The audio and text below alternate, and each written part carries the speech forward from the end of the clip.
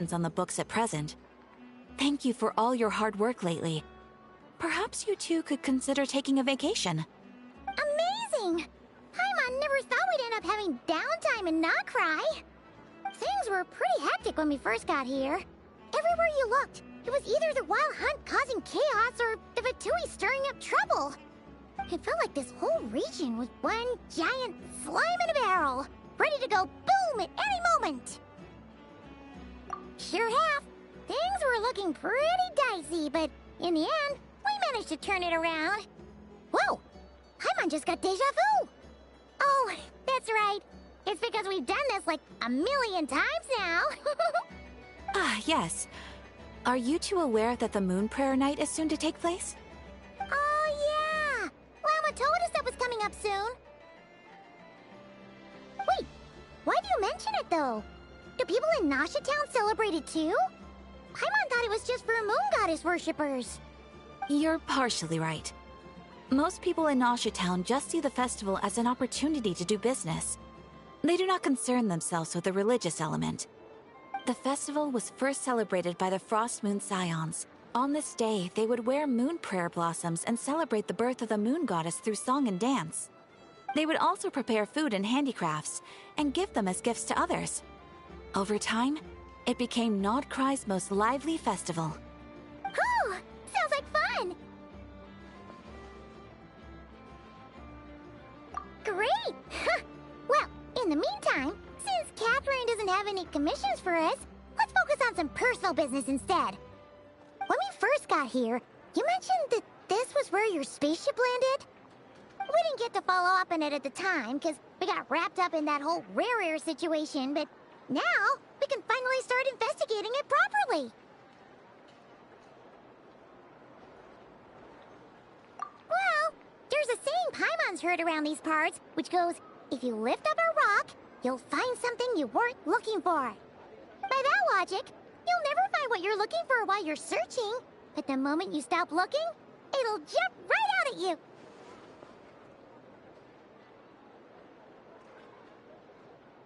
Could be worth a try though, right? Anyway, Paimon suggests we focus on other stuff we want to do for now, and just keep an ear out for spaceship-related intel as we go.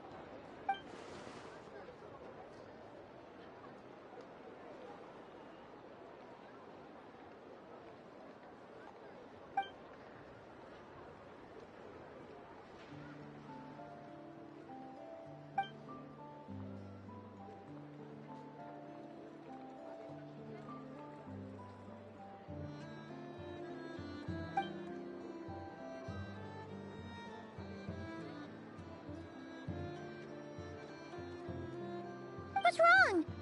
You look super serious all of a sudden. Huh?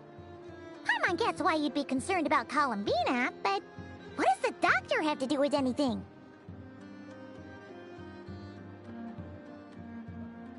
Oh, that's true. And now that you mention it, we're definitely overdue for a showdown with the Fatui. It is weird that he hasn't shown himself this whole time. What could he be up to?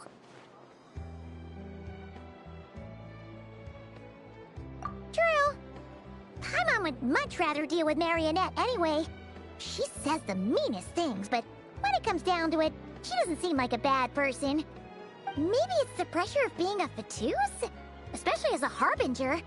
Does she feel like she's gotta act tough to keep up appearances or something?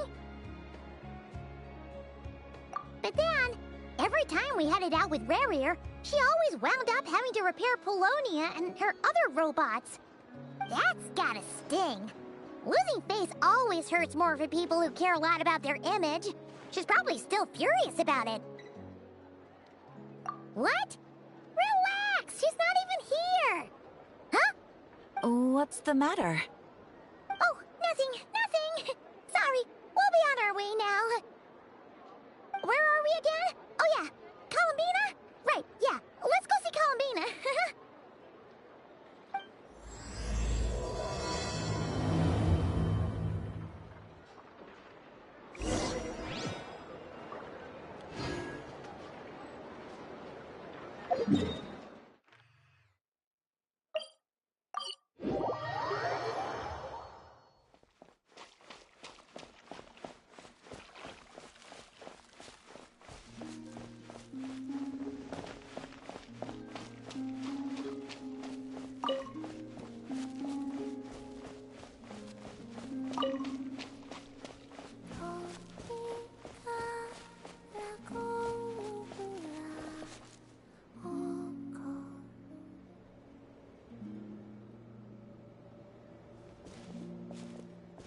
She's sitting up! Is me sitting here a rare sight? No, we just thought you'd be resting. Perhaps I would have been, were it not for the sudden arrival of some unexpected guests. Not that I consider it a disturbance. After all, you are the only ones who are free to enter. Would it not be a little unfriendly of me to lie down while we speak? I didn't realize you put so much thought into little things like that.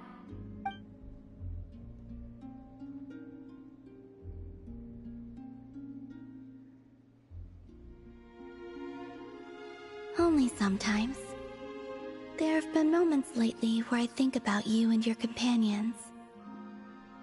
They are warm, mysterious, and cozy memories. Very few of my past memories are anything like that. They say that travelers return home bearing bags full of souvenirs. But my luggage was empty, and I believed it would stay that way. Return home?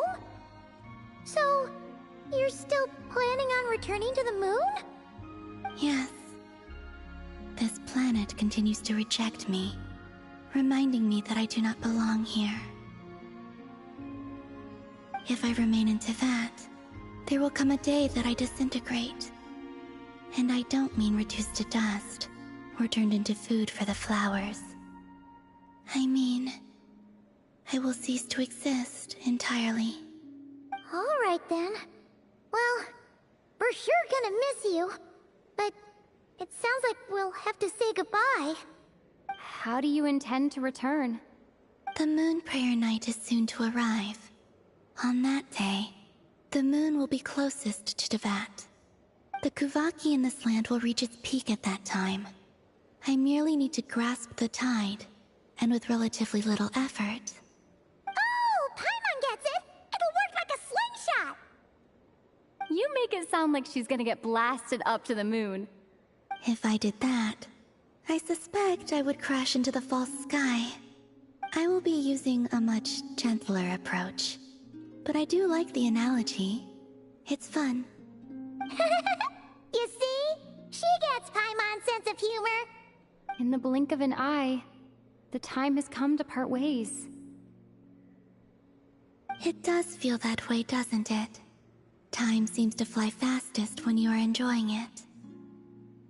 I have always thought of myself as a wanderer on this earth, and it has never expressed any desire to keep me here. Yet, just as I plan to depart, it tugs at my arm. Is this a gesture of affection? Or is the world mocking me? Oh. Were you hoping I can answer that? Yes. You are a traveler, so you must have a lot of experience in this area. Then, what I would say is, enjoy the moment. That's right! Don't overthink it! Happiness is happiness and joy is joy! The point is to enjoy it, not analyze it! I see. Then what I would say is, even though I am very tired right now, I am still happy.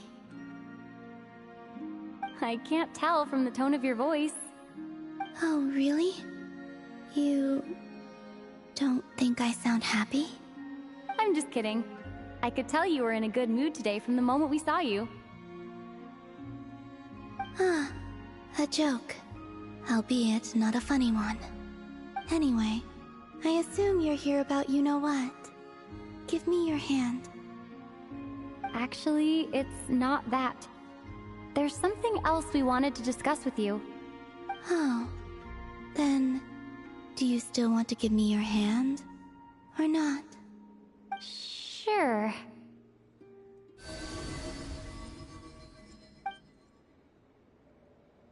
Thank you. So, I've heard that in the moon prayer nights of the past, people here would hold celebrations in the moon goddess's honor. Since you helped so much in our fight against the Reihir of Solnari, I think you deserve a farewell party before you return home. I haven't asked everyone else for their opinions on this yet, but I'd like to invite you to join the upcoming moon prayer night. I've never joined a moon prayer night before. I'm not sure what I would even do. Oh, don't worry about that! We take care of everything. All you need to do is show up. Of course, there's no need to force it if you're not feeling strong enough. It's just, this kind of felt like a golden opportunity. But they call me Kutar, and the Fatui have an arrest warrant out for me. I shouldn't appear in public right now. I'll make it work. You have my word. Yeah, we got your back. Well, she does. Paimon's actually not too sure what she's planning. All right, if you're sure. I will not refuse your invitation. I suppose it wouldn't hurt to pack a few more sights from this world into my suitcase before finally learning what my homeland looks like. Oh, if you see Lauma, please tell her that my answer to the question she asked me is neither yes nor no. Rather, it is. There is no need. That was kind of cryptic, but sure. Guess it's between the two of you. We'll pass along the message. Bye for now.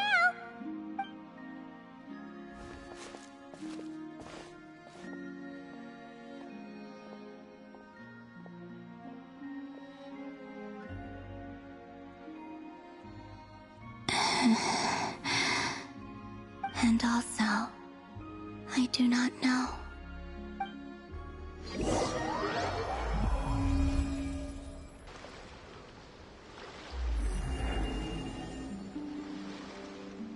Since she's agreed to join the festival, let's go see who else wants to take part.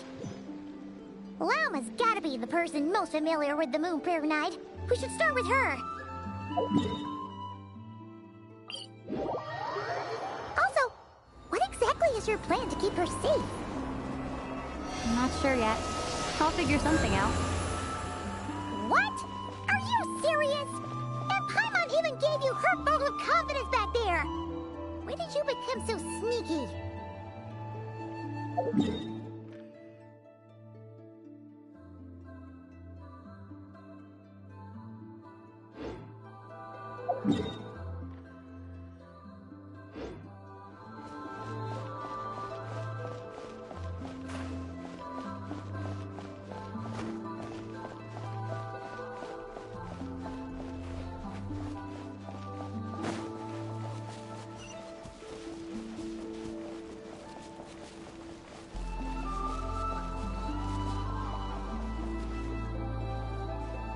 Hey, Llama! It's us! Huh? Varka? What are you doing here? Beats me. I had a bit too much to drink last night, and when I woke up, I was on Hisi Island. Mr. Varka is helping to oversee Nasha Town's preparations for Moon Prayer Night. He is here to go over some details regarding the decorations and custom cloth designs. Right, yeah, that too. What do you mean, that too? Yes, celebrating this festival is a long-held tradition here in Nodcry.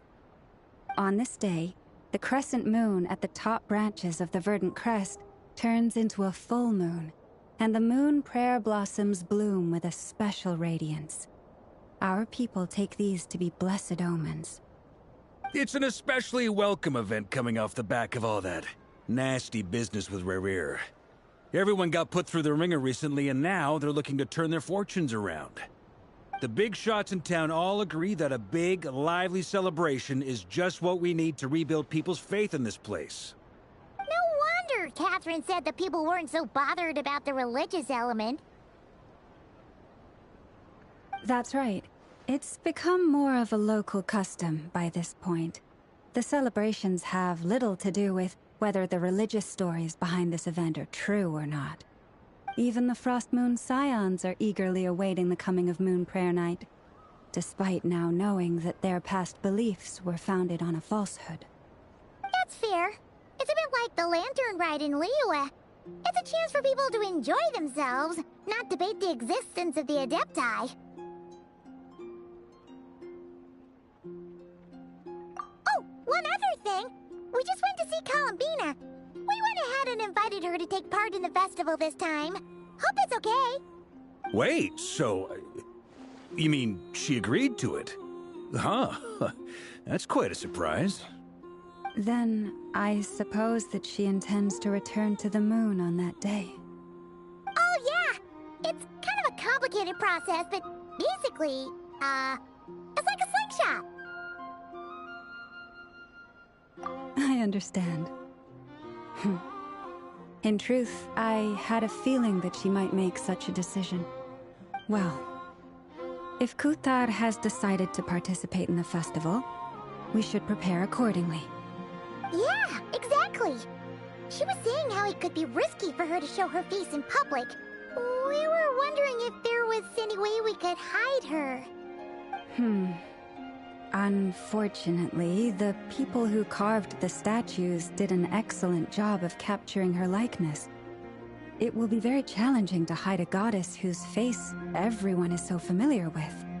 Darn! We may have bitten off more than we can chew here. Nah, don't sweat the small stuff. We can handle that. Huh? Are you saying you have a plan? Not as such, no, but the most important thing with a festival is to keep the mood light and your spirits up. You can't go preparing for a festival with those long faces. You'll never convince anyone to enjoy themselves.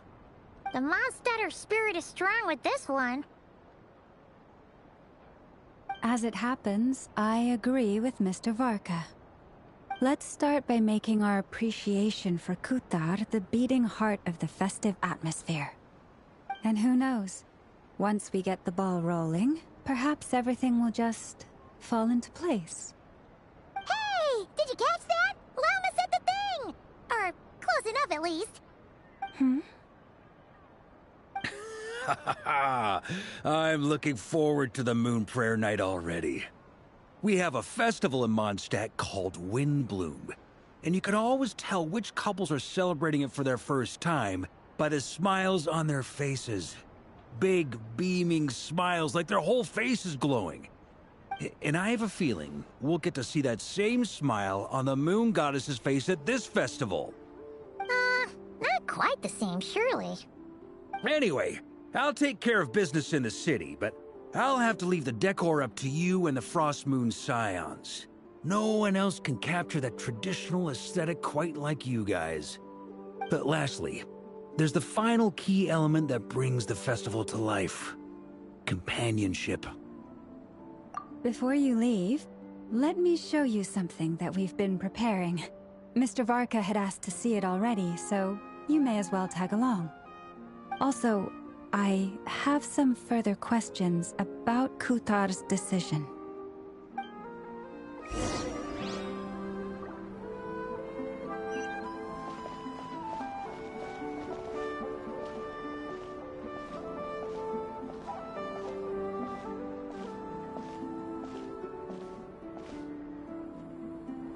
Huh!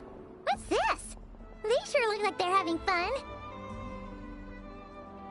I believe so. Kuhenki seem very skilled at playing drums like these, although I'm not sure where they learned it from. Maybe it's an innate talent? In their eyes, they're probably just playing with toys.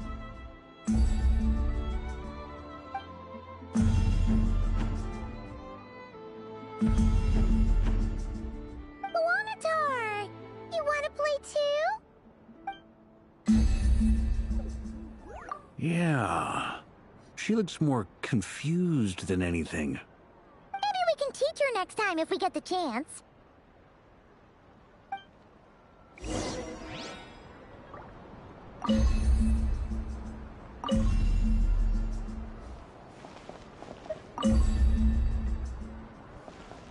What are these floaty things? Moon veils. We hang them from buildings in the city during the festival. When you look at the sky through them, it creates a lovely misty effect.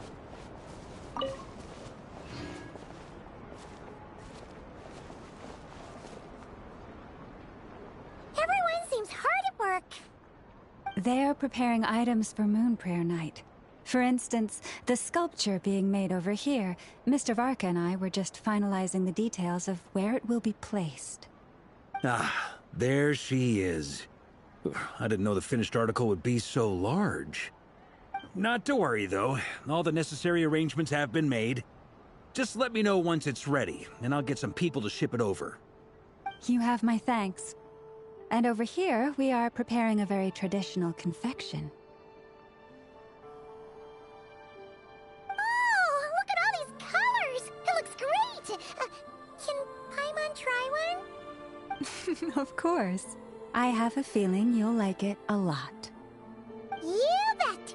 Sweets and treats are Paimon's favorite! If you included those in the Feast of the Moon, I bet Paimon would have joined the Frost Moon Scions by now. There will also be verdant crests like this present in Nasha Town during the festival. The timing of Moon Prayer Night is not completely set in advance. We make a rough estimate, then observe the changes in the verdant crests and moon prayer blossoms to guide us. As such, the wait itself is a fun feature of this particular festival.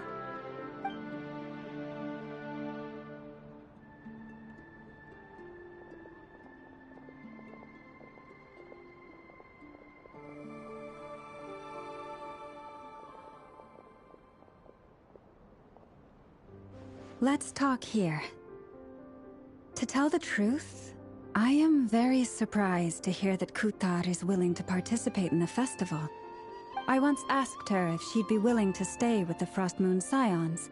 I could introduce her to everyone, and we could be a family to one another. She did not answer, but she has not appeared here since. I took this to mean her answer was no, but if that were the case, she would not have accepted this invitation. Ah. I see. Maybe she is right. Maybe the Frost Moon Scions of today no longer need a moon goddess. But my wish was not for her to come here and be worshipped as a deity. I simply wanted to offer her a place to stay. I'm sure she believes that showing herself here might invite Fatui intervention, and as such, she does not wish to cause us trouble. But what really pains me about all this is that this is her birthplace. She ought to belong here, yet no one has been able to grant her shelter. I think I'm qualified to weigh in here. When someone's about to depart on a long trip, what they need is blessings, not burdens. We should wish her the best, not make the journey harder than it already is. Anyway, she's agreed to attend, hasn't she? All we need to do is simply respect her decision. I see your point. Yes, she will soon depart after all. Our job is to leave her with some happy memories. Besides, who's to say her journey to the moon is a one-way trip? It's not like she can't come back and visit if she wants, right? Paimon agrees wholeheartedly. Festivals are all about having fun, so let's keep it simple. All right, I'm gonna head back to Nasha Town soon. Want to come with? I'm guessing you have some other folks to visit there. Sure thing, let's go! Bye for now, Wilma! Thank you all. Goodbye.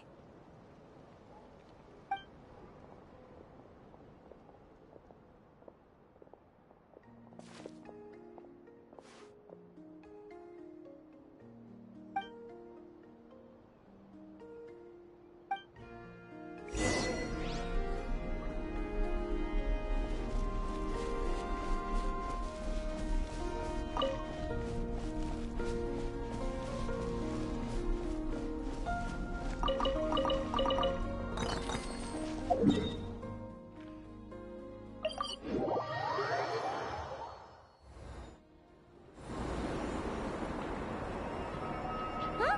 Hey, over there! It's Duran and Albedo with Flints! What could they be chatting about?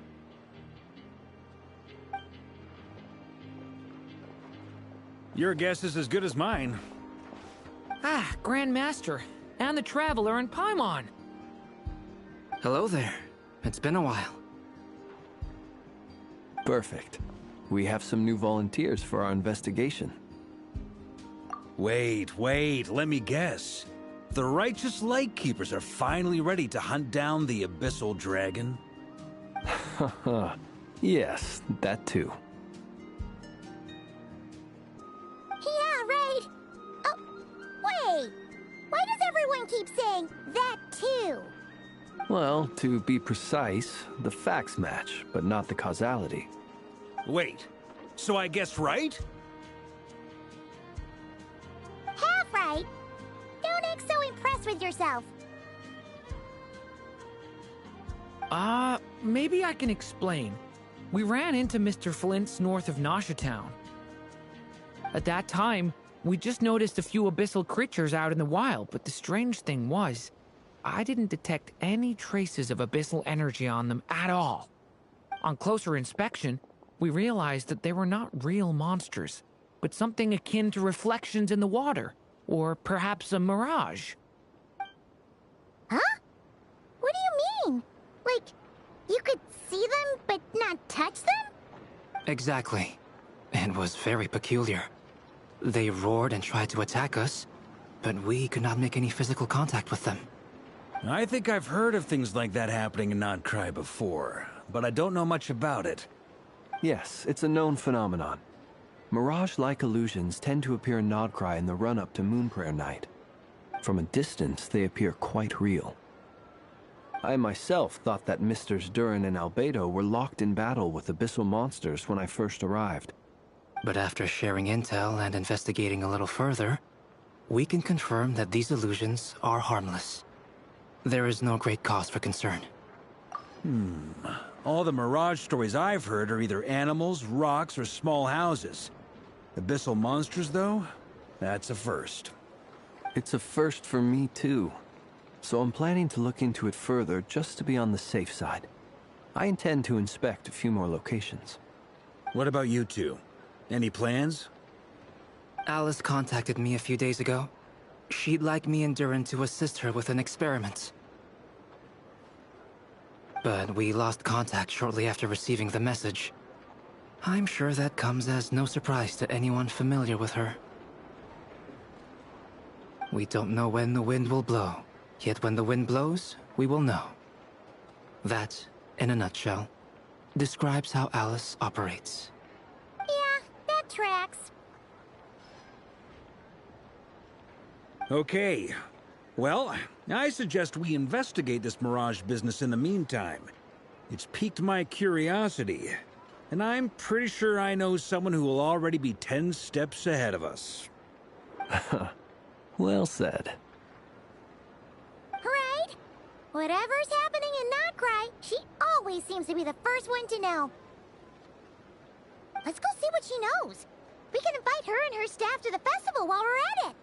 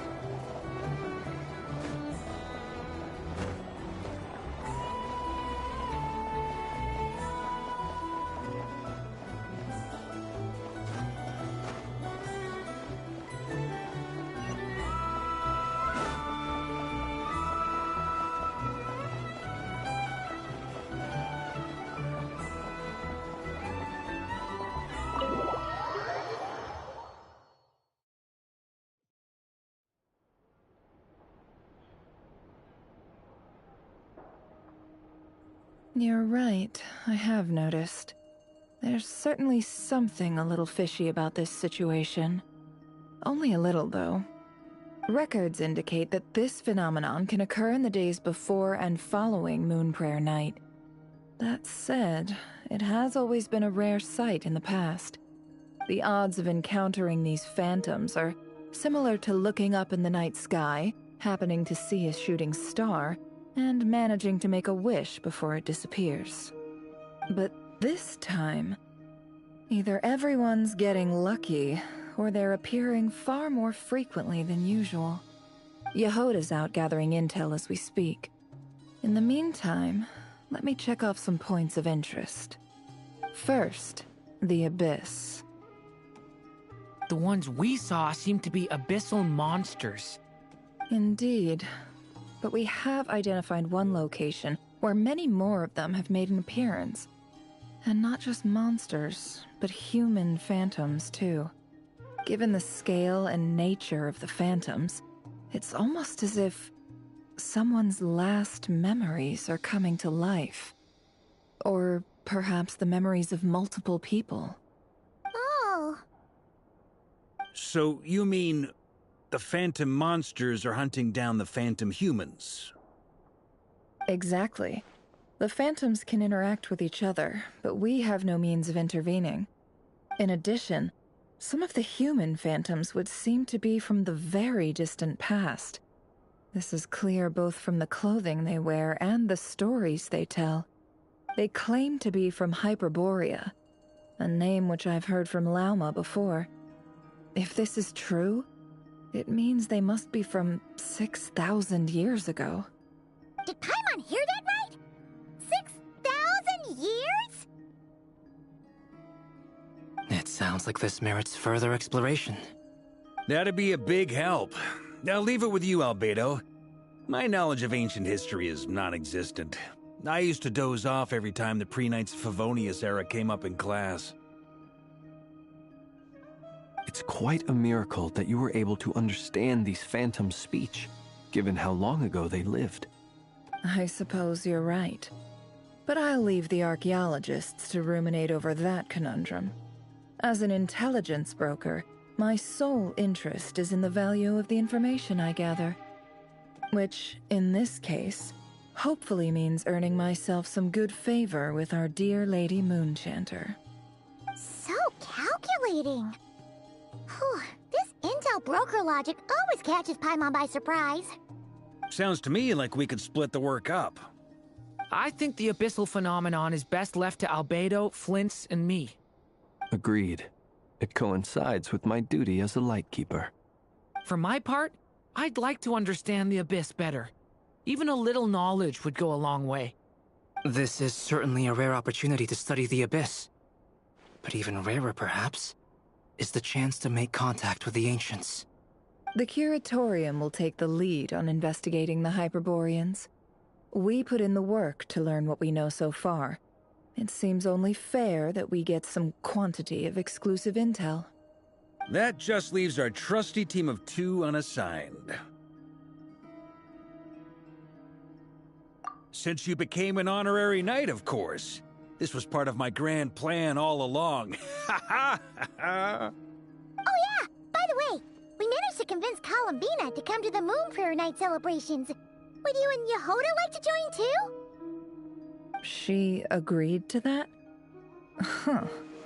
Quite an achievement. Never underestimate the traveler, I guess. I'd be happy to join. No point shutting myself inside when the streets are all decked out. I doubt any clients will be visiting during the festival in any case. And Yehoda loves a party, so I'm sure she'll jump at the opportunity. No, no, no, no, no, no, no, no, no! Way to contradict me in front of... Wait, no, that's not what I have bad news, boss. So many people. All right, everyone inside, quick!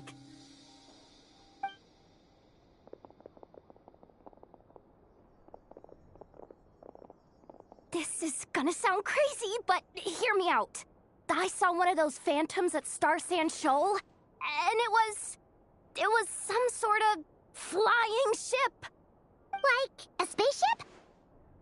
That's gotta be the one you came to Tibet in! You said you saw the same thing through the moon marrow, right? Huh? You already know about it? Ugh, I thought I was gonna blow people's minds. Turns out I'm the last to find out. Wait. Back up. You came here in a spaceship? Now my mind is blown! What's it like on the inside? Was it like flying through space? I want to know everything! Yep, exactly. Huge discovery. You're the best. Second best intel broker in the world. After your boss, of course. Wow. Really? Well, I don't know if I'm all that, but... I guess that decides where we're heading next. Come on, don't look at me like that. I know the spaceship doesn't have anything to do with me, but you don't want to leave me as the only one twiddling my thumbs, do you? Please? Fair enough. You can tag along. In that case, let's meet back here to discuss our findings once we're done. I wish everyone a productive investigation. You too.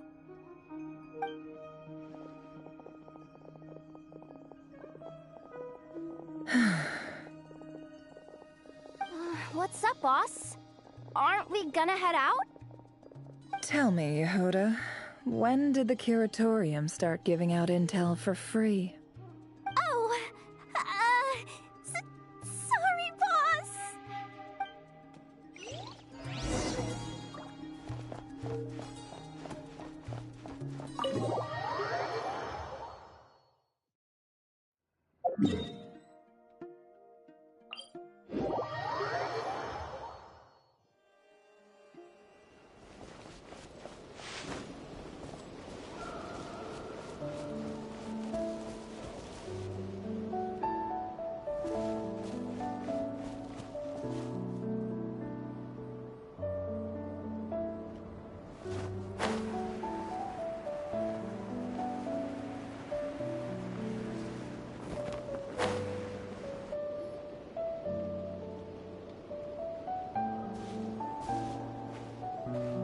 Wow, what do you know? Yehuda was right on the money.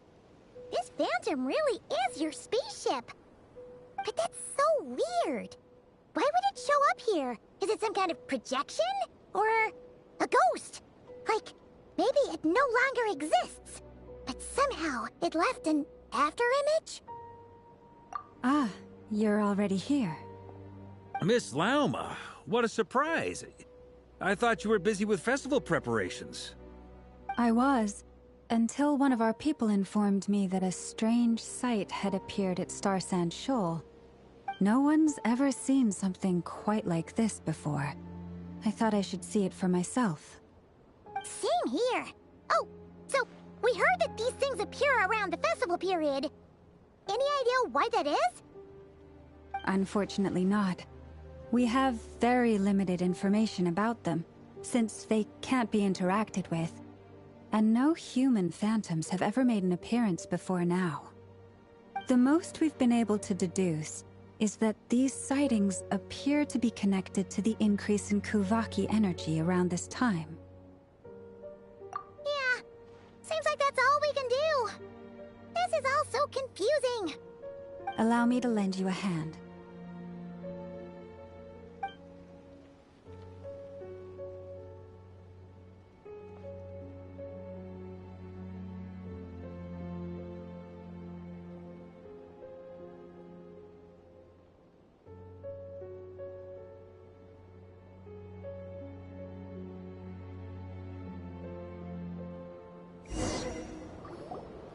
Everyone, our friend here should be able to provide us with some information. Is that a phantom Rhymehorn deer? I've heard about how the Frost Moon Scions live in harmony with the animals and can even communicate with them. That's coming in handy now, for sure. Okay. Yes, I understand. Then how about this?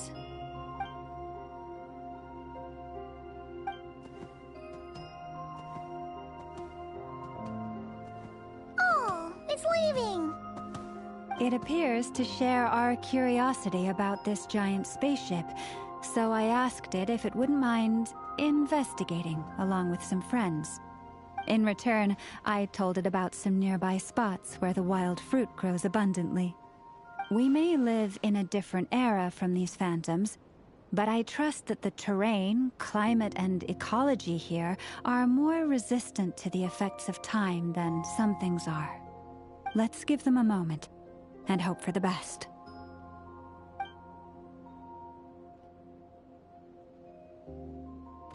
All back together? Must have been a lot of fruit. Indeed. Now let me ask them some questions.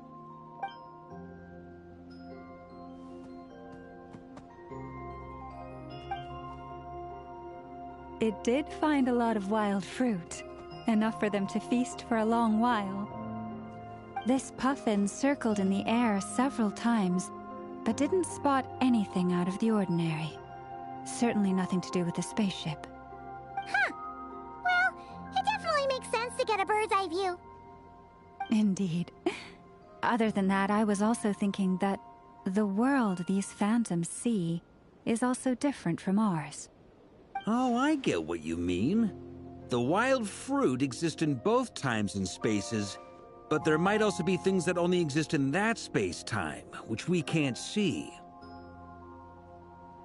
Good point. Great thinking, Lauma. Blunthorn rhinos can use kuvaki to shift great rocks, but this one says it couldn't get that ship to budge by even an inch. The sniffer mole tried too, but despite being a skilled digger, it could not get through. They say that the spaceship looks robust and undamaged. It seems completely impervious to any and all attacks. Whatever lies within is well defended from harm. So, just like us humans, there was nothing they could do about this spaceship either. Yes. Still, they deserve our thanks. We are grateful for all your efforts, dear friends.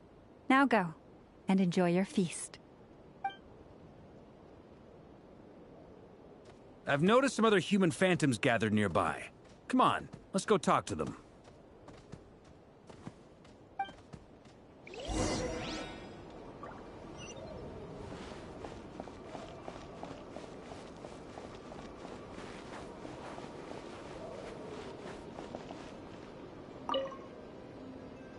What is this thing?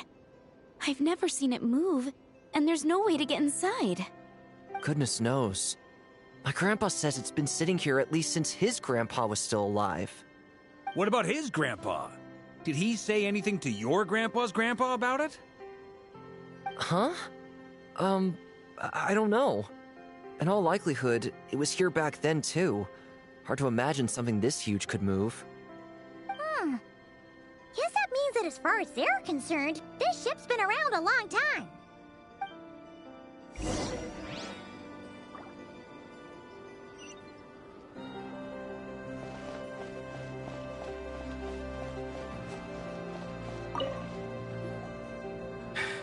Come on, brothers. If we can get even a small chunk off of this thing, it's gotta be worth a fortune.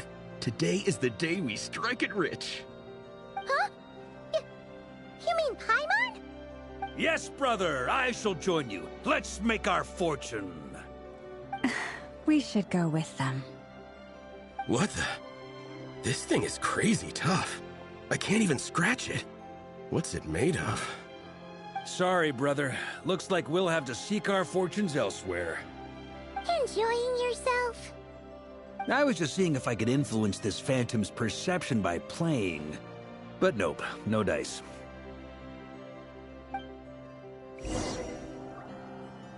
I'm sure we're all starting to build up an idea of what's going on here now that we've spoken to some of the people. These phantoms are reenacting real historical events in Nodcry. It's almost like we're in some kind of interactive stage play. We can talk to the actors, but the plot is fixed, and we can't influence it. It makes sense. History is set in stone. The objective facts of the past cannot be changed. Paimon totally thought you were just goofing around earlier. But actually, you were doing some serious investigating. Of course I was. Anyway, at this point, I think we're forced to conclude that although the Phantom spaceship is right there in front of us, we aren't going to learn much about it from these people.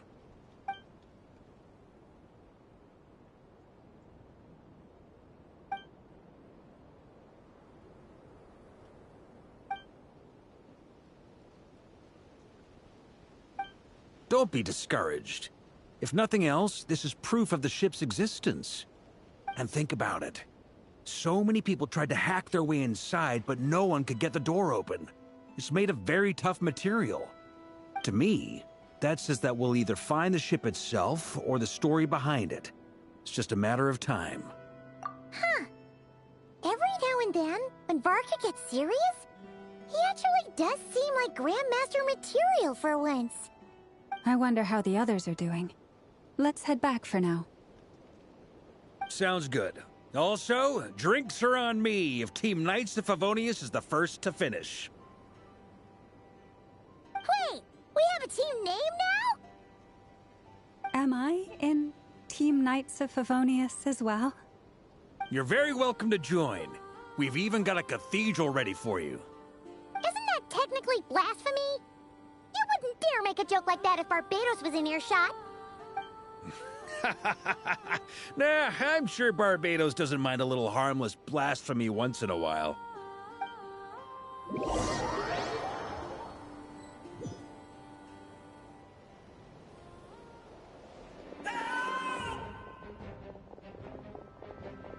Oh, no! Get away! Oh.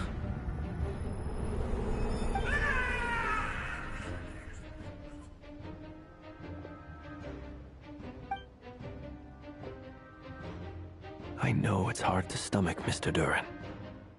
But as I'm sure you've noticed, there is nothing we can do to intervene in that which unfolds before us. But we have to at least try. And try you have. But are you aware of how many unsuccessful attempts you've made now? I wasn't keeping count. I'm afraid this is the 39th failure so far. Or the 5th if we're only counting this particular victim. There are no indications that these phantoms may be altered in any way. You seem to have calmed down a little. I'll make us a fire. You should rest and have some water. Feeling any better now, Mr. Duran? May I ask a few questions? Be my guest. What exactly are we witnessing here? What happened to those people? My guess would be that we are seeing Nodcry during the Conrian Cataclysm. Would that be accurate? Conria. That is correct. As you know, once the Abyss senses even the tiniest crack, it floods in and spreads like wildfire. There was a time in the distant past when it permeated all of Nodcry, causing immeasurable harm. The people paid a terrible price to heal this land. Then, 500 years ago, the whole of Teyvat suffered an abyssal disaster. Once more, Nodcry was dealt a devastating blow. I see. In the face of the abyssal onslaught, all were like grains of sand tossed around by a tidal wave. Be they human, fae, or god. The moment you witnessed is but one drop in a whole ocean of catastrophe. All right. I guess that answers my second question, too. I wanted to know why there's nothing I could do to help them, and that's because what we are seeing is history. That would be my guess as well. As I understand it, history and fate are not all that dissimilar. The latter may be unseen to us, but both are immutable. Yes. Fate was determined long, long ago. I still have a couple of other questions for you, Mr. Flint's. You mentioned more than one abyssal disaster that has struck this land in the past. How can you be sure that what we're seeing is from the Conrian incident? And also, how are you able to stay so calm when you're talking about these events?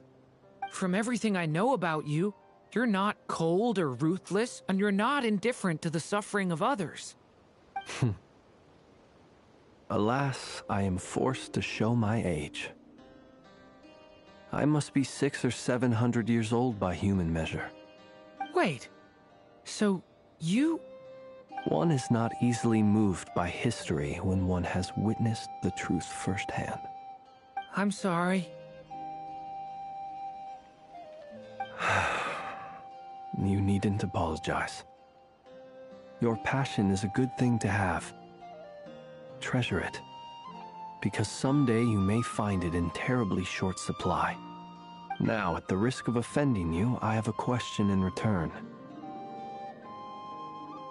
Your curiosity toward the Abyss, is it born from hatred or because you sense its call? I only ask because I kept a fragment of Rerear's body in my lantern for a short time. Specifically, his heart.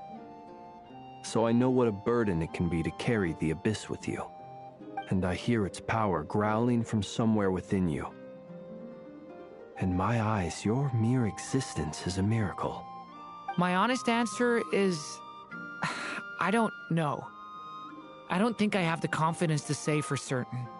What I will say is the Abyss is not the only issue that haunts me.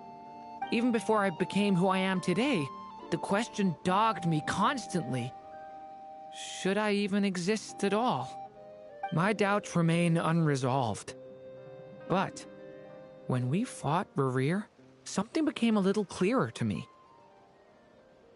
Sometimes it is the darkness within us that allows us to achieve the impossible.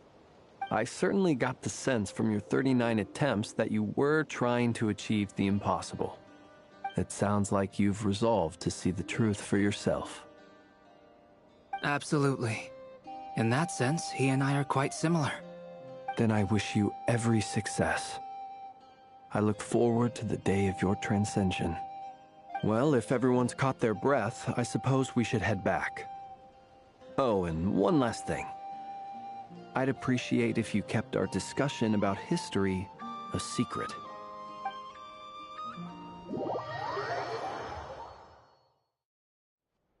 Incredibly, our separate investigations led us all to the same conclusion. Hooray for consensus! Yeah, but we barely learned anything, though. I totally thought this would be the mother lode. Talking with the ancients?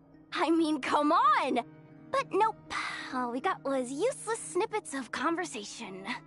And all this stuff about moons and hyperopia. What a load of baloney.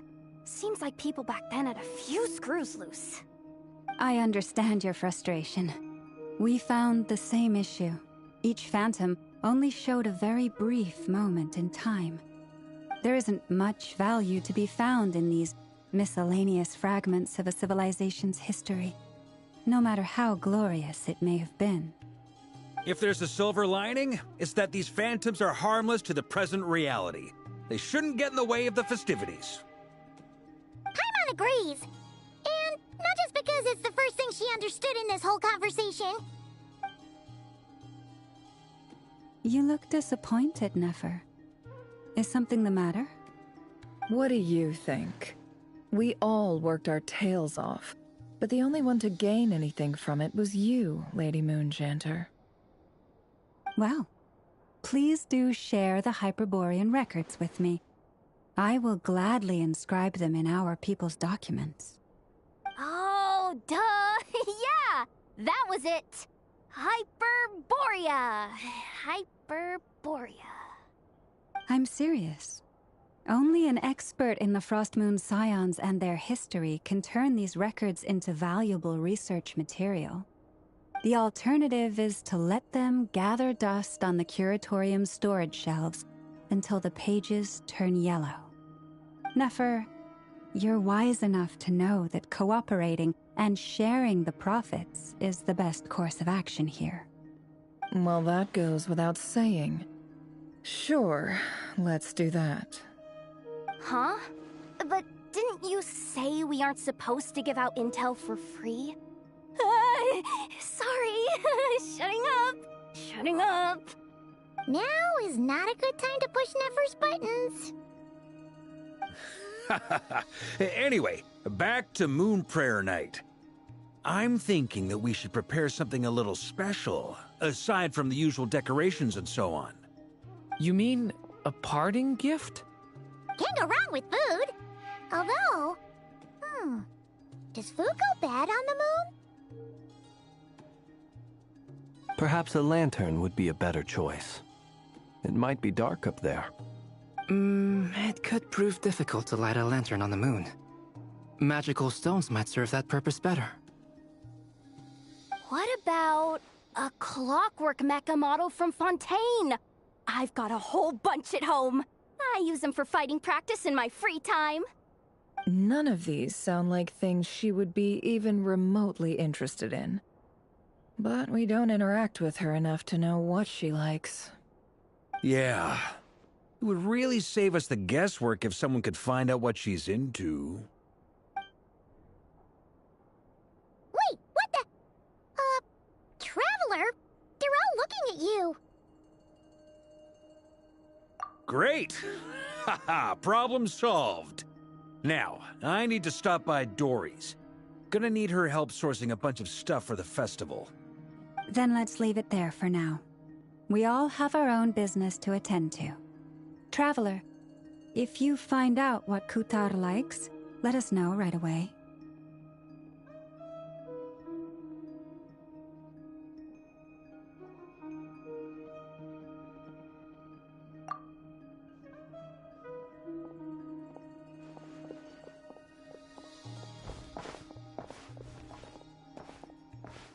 Is something the matter? I'm fine. It's just... I'm still feeling a little rattled after witnessing the horrors of the Abyss.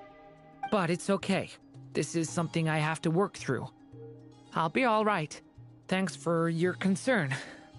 Well, don't put too much pressure on yourself. If you ever feel like something's wrong, physically or mentally, we're here to talk. Come on. Stop treating me like a kid.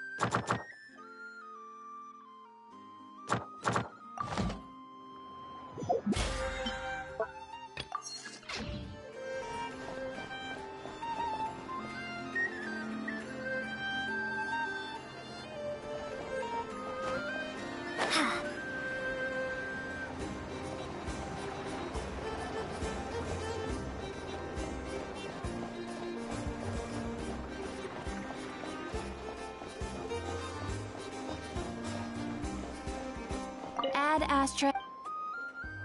Thank you for complete.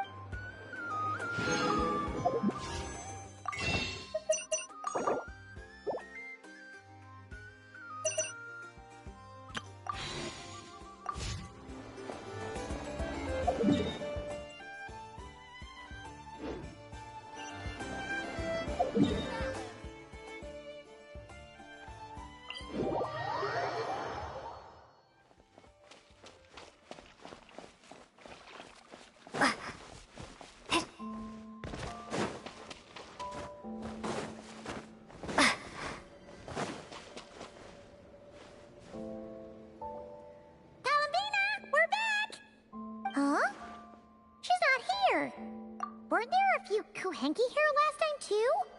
Where did they all go? Walkies? For Kuhenki?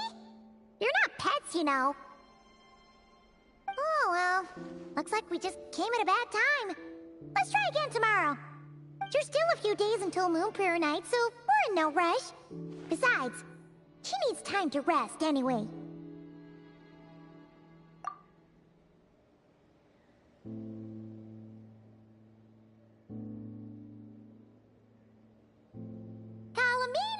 Are you back yet?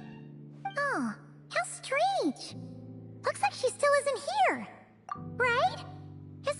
her to spend so much time outside. Especially since she's worried about attracting unwanted attention. What about Luonatar? Luonatar, you there? Hey! Do you know where Columbina went? Sorry, didn't understand. But if you know where she is, could you take us to her? Yeah, that's even stranger. What about him? Oh, that's not good news. They change color when Columbina gets weaker, right? And they look super pale right now. Good idea. She might know what's happening.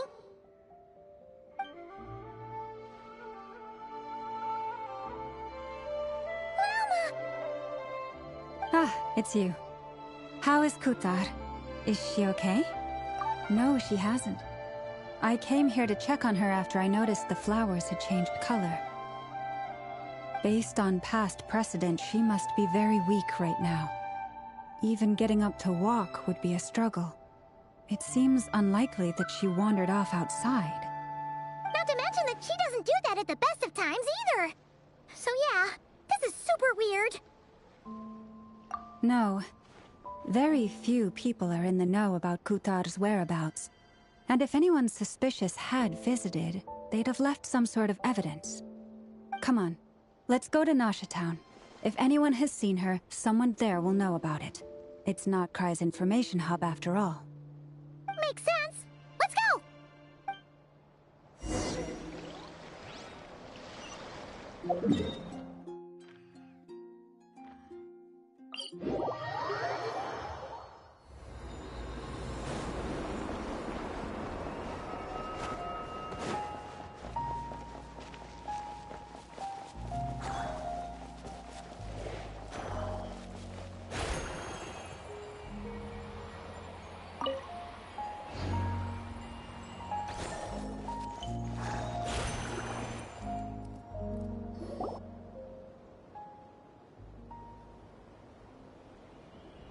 Moment. Is it just Paimon, or is this stall kind of suspicious? It's never been here before, right? No, I don't recognize it.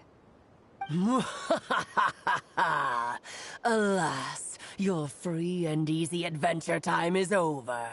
Now, prepare to face the final boss of Nod Cry. Whoa! Where'd that voice come from? Not sure. But it's definitely hostile. No, not that way. The final boss is right here. The sniffer mole? That's the final boss? Surely not. Also... Okay, the jig is up. I'll stop teasing you. Turn around. I'm right behind you. It seems I've managed to leave quite an indelible impression, even though you've never seen my face. Oh, nothing could make a great mage more pleased with herself.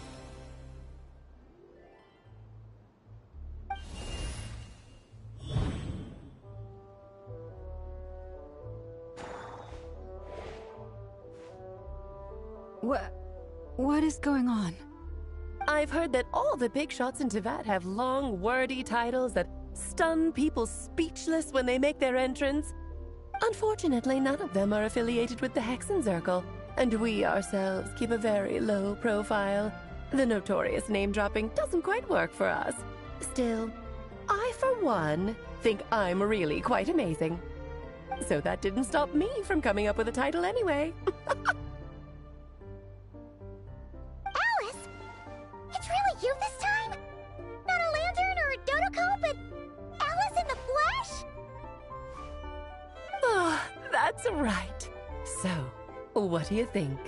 How does it feel to finally meet me? You look like... Oh, that's the first thing you thought. A little surprising, but that actually makes me very happy. Because that means that when Klee grows up, she'll be just as stunningly beautiful as her mother. So she's a friend of yours? Kind of. actually the first time we've seen her in person. I see. Madam Mage, that was, quite a powerful entrance. I certainly won't be forgetting it anytime soon. It's okay, Lauma, don't force it. Paimon will do the honors. This is Alice from the Hexen Circle. She's a friend of ours. And of Arcus, too. That's right. She's a good person, just kinda unpredictable. Well, what is the human heart if not unpredictable? Hmm? If we could not do as we please, how would we differ from machines? I am Lauma, Moon Chanter of the Frost Moon Scions. It is a pleasure to meet you. Oh, I know. Before you got here, I spent a good, 15 minutes getting up to speed on Nodcry's present situation. In other words, I've read the whole in the last episode part, so we can skip the pleasantries. Fair enough. Well, Miss Alice, I can already tell that you have quite a unique personality. He'll get used to it. Paimon sure is. So anyway, what are you doing in Nodcry, Alice? Oh, I thought I told you already. This time, I'm the final boss. And what a formidable foe I shall be. Powerful, confident, decisive, and good luck finding my weak spot. You will never succeed. Oh, drat. My one weakness, and you found it in an instant. Fate has been dealt a devastating blow. Thus falls the great Dodo King. Why are you playing along with this nonsense? For funsies, of course. What's wrong, Paimon? Are you disappointed in me? Am I a gigantic letdown? No, it's just... you seem like a busy lady. And this is the one time you've shown up in person. Paimon figured it would be for something more high stakes than just goofing around. You're quite right. I'm here in Nodcry because something big happened. Something big enough it caught the attention of the Hexen Circle. It concerns the 3 moons, Tevat's borders, and of course, the moon goddess you are currently searching for. Kind of. Why don't we discuss this over a pot of tea? My main reason for coming on this trip to Tevat was, of course, to have some fun. But I do technically have a job to do as well, namely, maintaining the stability of Tevat's borders. I'll skip over the complicated parts, but to sum it up, abyssal energies are all that lie beyond Tevat's border. We'd find ourselves in a real pickle if they ever made it through. And the phantoms you've been seeing are a sign that the border has been disturbed. No wonder they tend to show up around Moon Prayer Night. Is it because the real moon is now so close to us that its power can cross the border? In part, but only a negligible amount passes through. Just enough to influence the verdant crests and so on. And as you've noticed, there has been an unprecedented number of phantoms appearing this year. The influence of the moon beyond the border cannot explain this. No, there is another far greater factor at play. The trilunar syzygy. A trilunar syzygy? Eons ago, before the heavenly principles came to Tevat, it was the then 3 moon goddesses who controlled the laws of this world. Oh, that's exactly it! The 3 goddesses split these powers amongst themselves, promising never to consolidate them into one singular body. This was meant to keep the world stable. But, fast-forwarding to the present, the eternal moon's marrow is with you, while the iridescent moon's marrow, which should never have appeared in this world, has been retrieved. Add that to the presence of a moon goddess in the flesh and... the power of all 3 moons is gathered here in Nodcry. There hasn't been an event like this since the War of Funerary Flame. And it's having a noticeable effect on Tevat's borders. Because I wish to give my darling daughter a peaceful, sunny environment to grow up in. Is that a good enough reason? Kinda sounds like you're dodging the question, but it does make sense. Well, that's one reason anyway, and the most important one. The others are a little complicated to explain. For instance, cleaning up after dearest Miss R. Albedo could tell you more about that if you're curious. But right now, I have a more important question to ask you. Why are you collecting the moon marrows? I see. Nicole told me about that legend once. Nicole? You mean Mage Anne? Oh, so you remember. Yes, of course. That was a story about fate, her area of expertise. But back to the story of our dear moon goddess. I'm afraid her intended method of returning to the moon is unlikely to work anymore. What does that mean? She may be missing, but she hasn't gone anywhere. She has disappeared.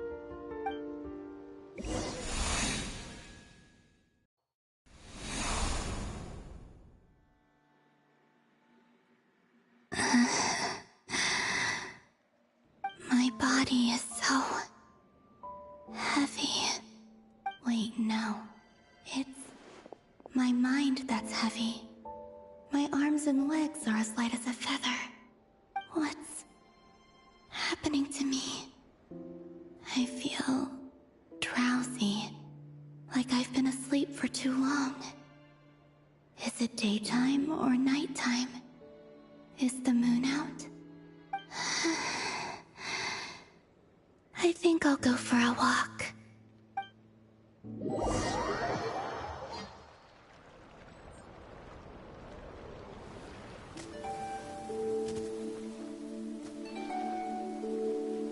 Are you out for a walk too? Huh?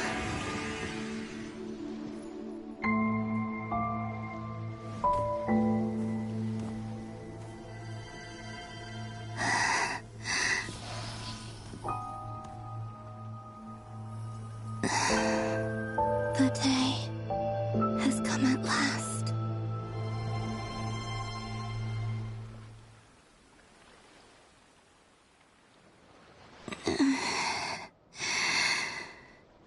Have I grown so weak that I can't even sustain my physical form? But Moon Prayer Night is nearly here. I was so close to returning home.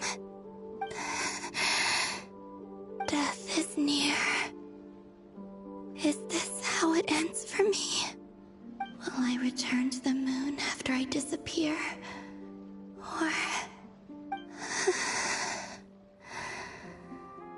I don't want it to end like this. So far, at least, I still exist. Even if not physically, I can still feel. But as my power wanes, I'm sure that too will fade.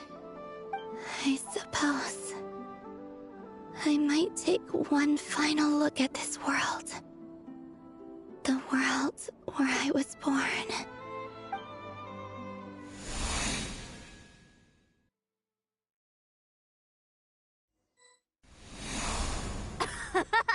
Come on! Come on! Wait for me! The Frost Moon Enclave. How much it has changed since I was born. These decorations, they're so heavy. It's times like this when you kind of wish men could be priestesses and acolytes. How fascinating. I've never had the chance to be privy to people's private lives in this way. In the past, people would get so solemn and serious the moment I showed my face. Like they were frozen stiff. Karina, Lametti, it's time to eat.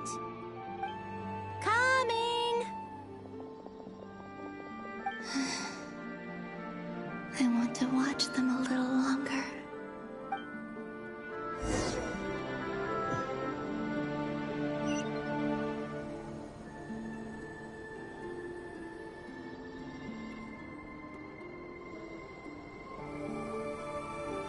So just fill these balloons with air, right?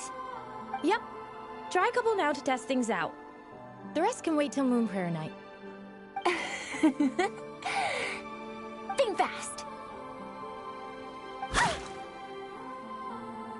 Rita! Teasing an acolyte of the Frost Moon Scions? Surely that's a punishable offense. Take this!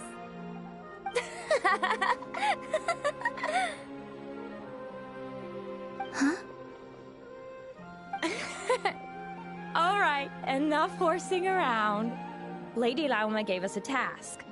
We should get back to it. The task is just to check that the balloons don't leak, right? Doesn't matter if we fill them with air or water. Yeah. Okay, you got me there. And you got me there. But still, we can't use all the balloons before the festival even starts. We won't use all of them. And as long as Lady Lauma's trusted acolyte doesn't snitch, this can stay as a little secret between friends. A couple more can't do any harm, right? Oh, you menace. Then, think fast!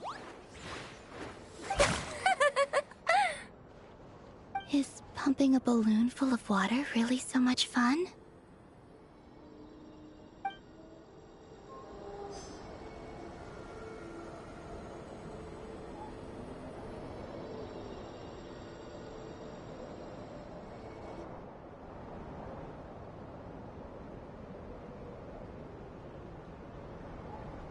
I'm sure you're both tired from playing all day. Come on, eat up. A plain, humble meal. That has always been the way of the Frost Moon Scions. Huh? How come Lamatti got a midsummer berry dessert? Oh, I always get Lockaberry. I don't mind sharing. You can have a bite of mine if I get to have a bite of yours. They're sharing food? I've never shared food with anyone before. Even at the Harbinger tea parties, everyone just ate off their own plate. And when I couldn't finish my food offerings from the Frost Moon Scions, they'd leave the leftovers out under the moonlight for the animals to claim. Hey! That was 2 bites! Oh, then you can have another bite of mine. Oh, you too. Oh, don't fret now. Here, have some of Granny's too. So this is what it means to be family.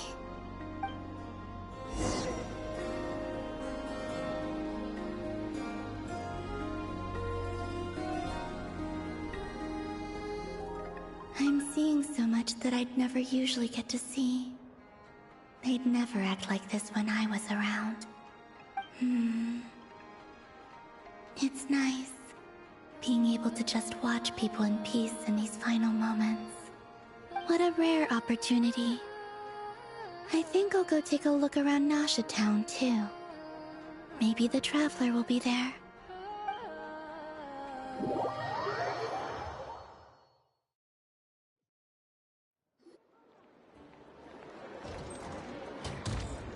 After the War of Funerary Flame, the Moon Goddesses were no longer recognized by Tevat. They lost the whole foundation for their existence. That's why the Moon Goddess's strength is fading. She cannot withstand the world's rejection of her. To be more pedantic about it, the Moon Goddesses did something to offend the heavenly principles, and that's why they were ousted. Something of a recurring theme in Tevat's history. Theoretically, speaking so candidly should put me in their crosshairs too, but they can't tell me what to do. I'll say whatever I want. Anywho, the Moon Marrow energies were but a drop in the bucket for her, and that battle against the Ray Hair of Solnari only weakened her further. Fortunately, it happened close enough to Moon Prayer Night when the Kuvaki concentration here is high. That's the only reason she managed to survive this long. What do you mean, fortunately? You said she disappeared. We're too late. Oh, what a headache. I thought this was all common knowledge. I guess I have some more explaining to do. Okay, buckle up. It's time for another lecture.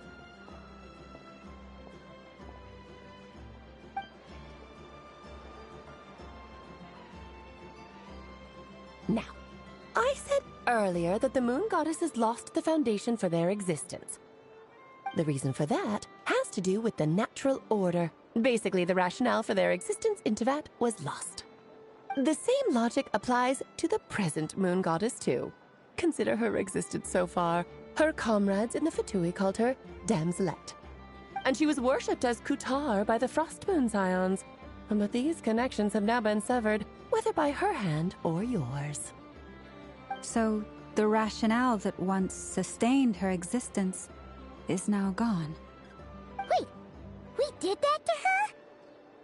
Oh, well, strictly speaking, yes. But let's not start pointing fingers, shall we? I'll only end up as the big bad villain, and that's not the kind of final boss I want to be. Of course I do. I'm only the greatest mage in the whole entire world. Now, if you wish to find your moon goddess, there are two problems we need to solve. Firstly, we'll need to strengthen the connection between her and Tevat, at least enough to sustain her until Moon Prayer Night. Strengthen her connection? But does that mean I'll have to rally all the Frost Moon faithful behind this? I'm afraid a bygone faith and a former home won't be of any help to her now. Do you know her name? Her name? Yes. Names are very important things. A name is a fundamental concept that anchors one's entire existence.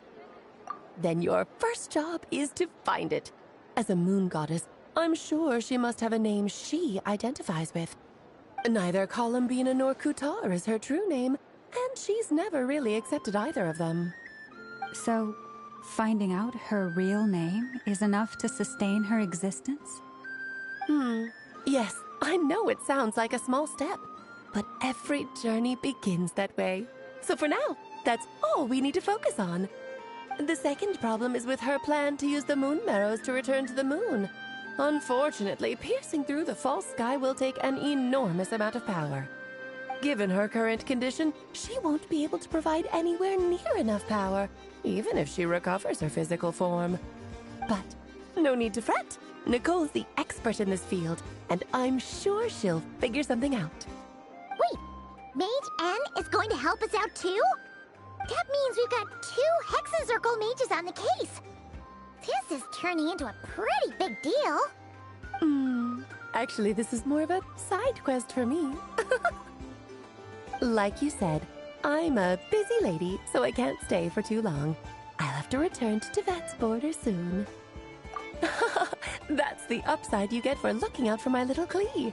Hopefully that will incentivize you to carry on keeping her company in the future. Anyway, jokes aside, you'd better get moving. It will take quite a miracle for the moon goddess's consciousness to hold out till Moon Prayer Night. Oh, I suppose I might as well tell you where Nicole is before I leave. Off you go now. Time to meet your new friend. Oh, yes, and a little suggestion. Don't forget to mind your heads. What? I wonder how Durian's doing. I should really go see him before I head back. You really are super busy. I most certainly am. There's so many children I have to keep tabs on just in Mondstadt. Durin, Albedo, Venti, Varka. Klee didn't make the list, huh? Of course not. Klee is my pride and joy. I have no qualms about her, because she's the best child in the whole wide world. Yeah. Klee's a little angel. I'm glad you agree. Well, all the best. See you when I see you.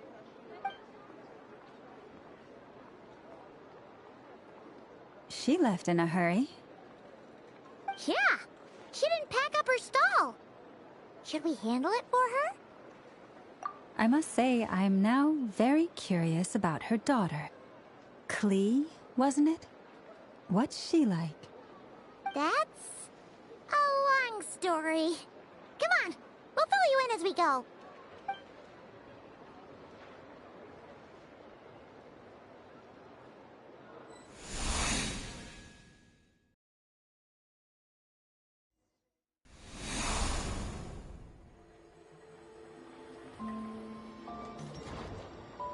What a lovely place.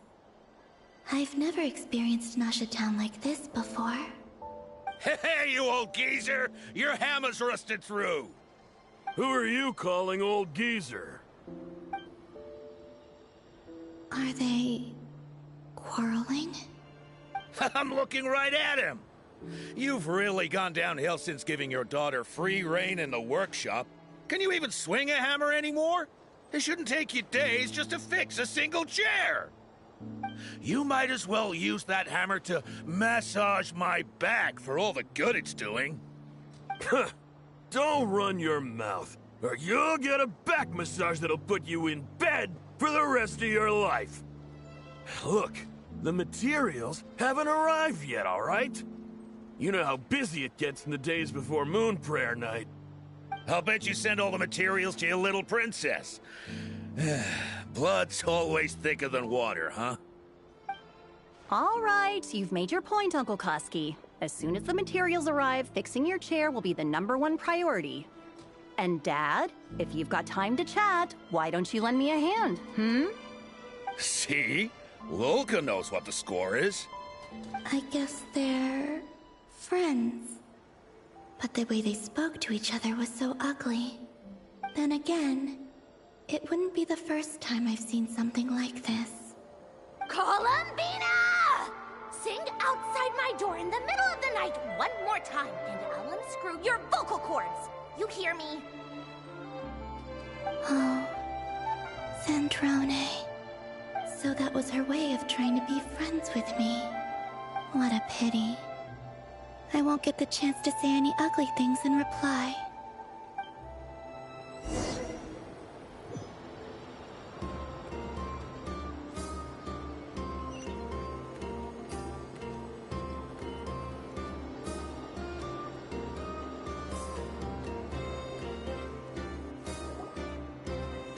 Hey, have you decided what to give her for Moon Prayer Night?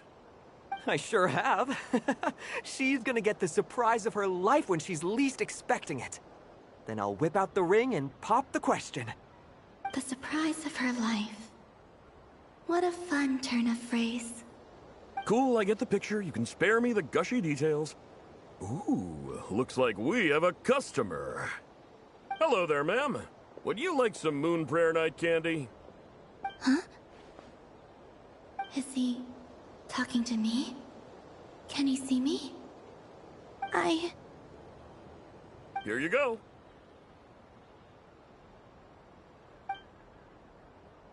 Oh.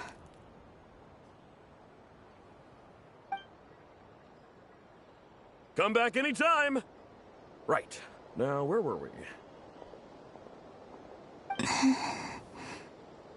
I don't know why, but I still held out hope.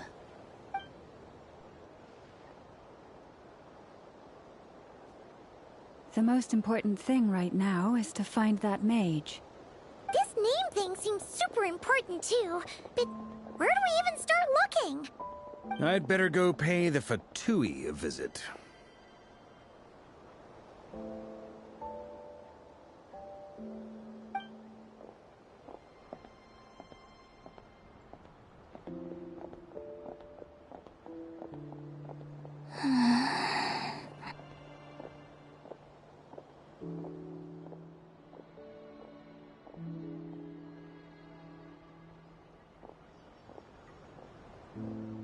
Columbina?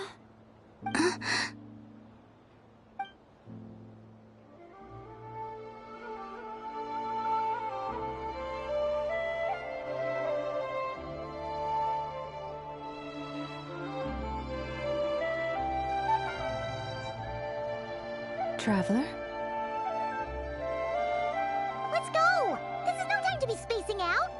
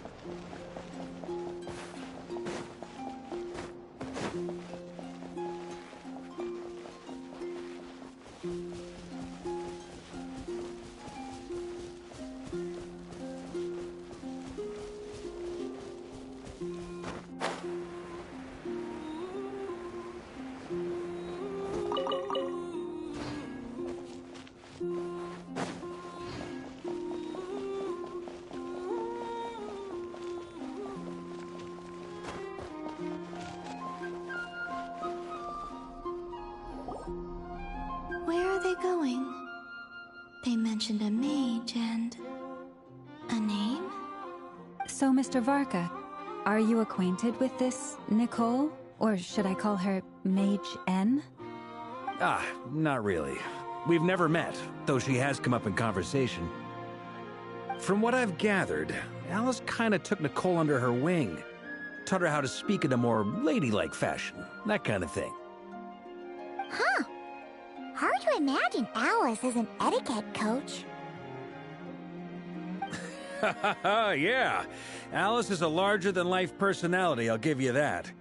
But then again, that's why she's able to draw such an eclectic mix of people into her inner circle.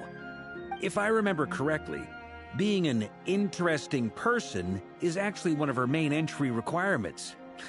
So, if you ever wanted to join the Hexenzirkel, I'm sure you'd both be eligible to apply. Hey! Don't go around making promises on Alice's behalf! I wouldn't dare. I'm just trying to paint a picture of the Hexenzirkel for you. Okay, sure. Anyway, since none of us have ever met Nicole, how are we supposed to find her? We can't just go up to every woman in sight and ask, "Hey, are you Nicole?" Maybe something she's wearing will give it away? Like, a windbloom pinned to her chest or something. Wait a minute. Alice never said Nicole was from Mondstadt. Oh, true. That would be... this young lady, then?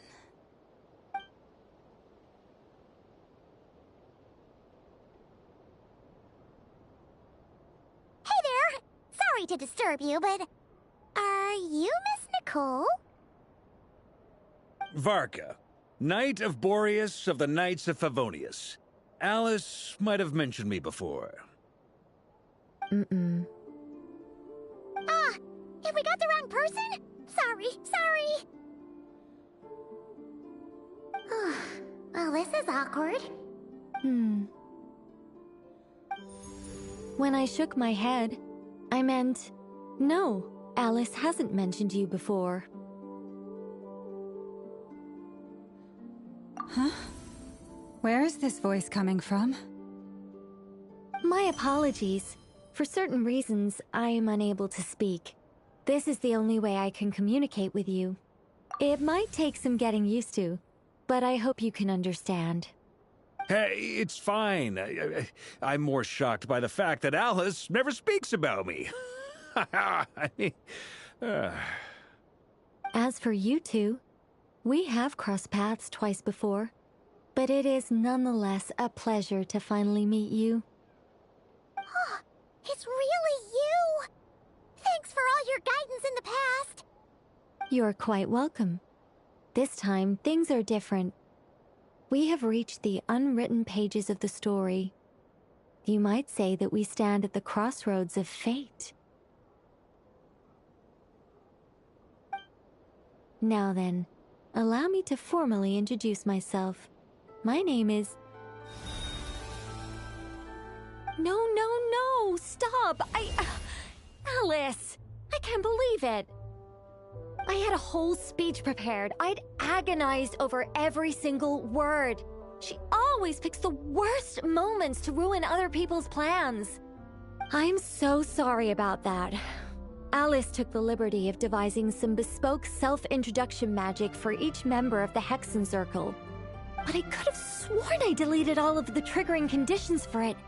How did it bypass everything? Oh gosh, this is so embarrassing.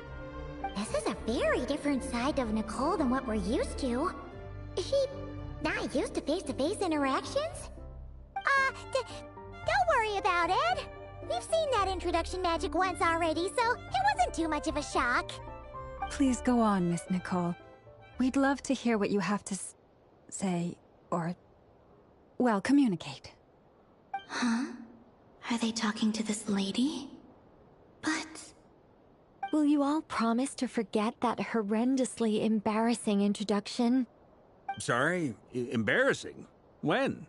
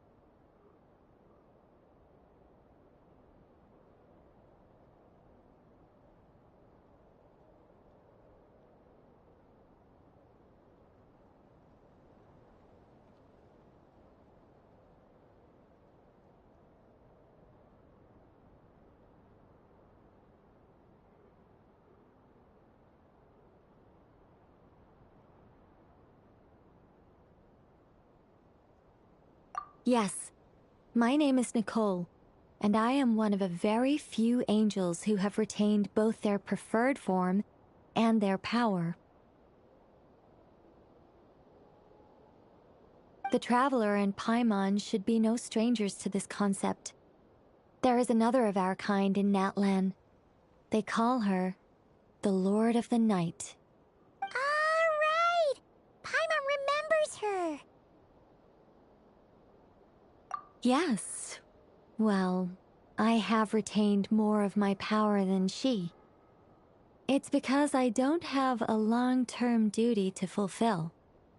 To be more specific, no. We'll be here all day if I get into the specifics. Moving on. If I'm not mistaken, you are here because you wish to learn how one might reach the moon beyond the sky. That's right. Is that something you can give us any guidance on? Yes, I do know a way. It began with the Hyperboreans, who lived after the War of Funerary Flame. Blank looks. Maybe I should start with the background of the war. Or maybe not. It shouldn't be an issue.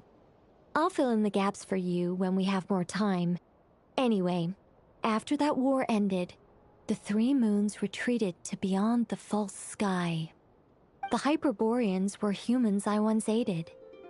They accepted the civilization and creations bestowed upon them by the angels. But despite accepting many blessings of the angels, many among them still held on to their faith in the moons. They were reluctant to accept the new order, even after the War of Funerary Flame. They sought to contact the moon goddesses beyond the sky and receive their guidance. But all three had passed away by that point.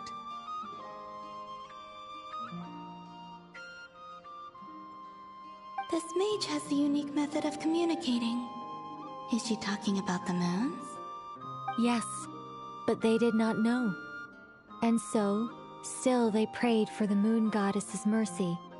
After building titanic structures that consumed vast amounts of Kuvaki, at last they glimpsed the moons and heard their voices. But of course, they were gravely disappointed. For it was then that they realized the three moon goddesses were dead. Oh, that's such a sad story. It is. Humanity was in a very sorry state at that time. The angels who had once aided them were gone, and the War of Funerary Flames had left them homeless and destitute. Just a second, I gotta ask. How relevant is all this history to the task at hand? Well, I mean, it's... Okay, it seems we've drifted into irrelevant narrative waters. It's been a while since I've had the chance to speak inside someone's head. As soon as I got started, I lost control, and the words just flowed out like a waterfall. What I'm trying to say is... Right, yes, that's it. The relevant part is the ritual created by the Hyperboreans. The fact that they bypassed the false sky and saw the true moons implies that they successfully built a connection between Teyvat and the outside world. Which means, with enough Kuvaki and a sufficiently stable connection, it should be feasible to send one person over the border. Okay, so they built some kind of portal? Oh, yes. A portal. Yes. Is something wrong? You sound disappointed. I just didn't expect you to summarize it so well. It turns out I could have said all that in one word, if only I'd managed to think of it. No, please, it's fine. This is invaluable knowledge. I'll be sure to record and preserve everything in writing. Oh, really? Well, in that case, I suppose I could backtrack and add some more detail. I did gloss over a few things so far. Whoa, whoa, whoa, time out. Let's summarize what we've got first. The Hyperboreans were the last ones to use this method, right? So we somehow need to find whatever structure they built and make sure there's enough Kuvaki to power it up. Luckily, we have the moon marrow of both the eternal and iridescent moons, so we're all good for Kuvaki. Which means the key issue we need to focus on is finding the place. Am I right so far? Yes. Although I expect the structure is long gone by now. That said, what if we could take advantage of the phantoms to travel back to a time when it still existed? Well, travel back isn't quite accurate. It's more like we'd be creating a handshake between 2 points in space-time. We wouldn't even have to pick a time when it still existed. It could just be a time when it still appeared in phantom form via projection, or we could project our own phantoms, fold them together at... You look lost. Was that too hard to follow? Yeah, things got a little, technical there. Paimon's brain is reaching capacity. All right. Let me think about how to put this more simply. Okay, got it. Over the next few days, I'll search for phantoms that we can use. Once I find one that meets the criteria, I'll let you know and we'll regroup. By completing certain rituals, specific individuals will be able to enter the phantom and make it to the Hyperborean structure. If everything checks out, and it looks feasible, we'll just need to wait for Moon Prayer Night, and we can send the Moon Goddess back home. I'm really skimping on the detail here. Is this making any sense at all? I think so. For now, we'll just wait to hear from you. Yes.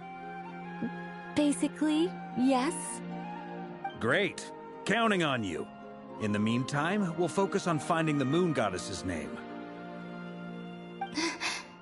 My name? Are they looking for a way to stop me from disappearing? Excuse me, Miss... Go on, Miss Nicole. This conversation was a little all over the place. I didn't catch your name.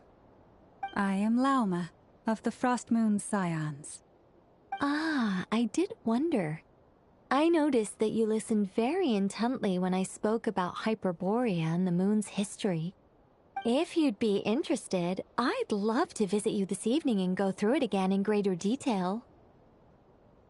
Also, if you were serious about making a record, it would be too risky to simply write down the raw details as is. I would suggest some tweaks. Maybe rewrite the stories as fairy tales or fables, perhaps even prayers. Anyway, we can cross that bridge when we come to it. So, see you later then? Oh, and no need to prepare anything. Just a cup of tea will do. See ya! She seems friendly. It's just... It's so nice to find someone who's actually willing to listen. I've been dying for a chance to finally go through all this systematically from start to finish. Any longer and I'd probably start forgetting it. Now Paimon gets why Alice told us to mind our heads. Ha ha ha ha, what did I tell you? A lot of quirky people in Alice's orbit. Now then, the next order of business is, where do we start looking for the Moon Goddess's name? Maybe the rest of what Nicole has to say might give us some clues. Once I've heard her out, I'll summarize the salient points and share them with you all. I'm also inclined to review our other documents. Yes, our faith was first established by our Hyperborean ancestors, but many of the more factually accurate records are from after Kuthar's birth. Sounds like we're gonna follow Columbina's journey through Teyvat, huh? In that case, we'll start by heading to the Frost Moon Enclave. Sounds like a plan. Take this with you. I'll see about getting in touch with the Fatui. It'll probably just be Arlecchino and Sandroni again. They're the only ones who would want to help. Thank you, Mr. Varka. Don't mention it. Honestly, I'm more comfortable dealing with the Fatui than prying into the details of a young lady's childhood. Catch you later. I should follow them, just in case there's some way that I can help.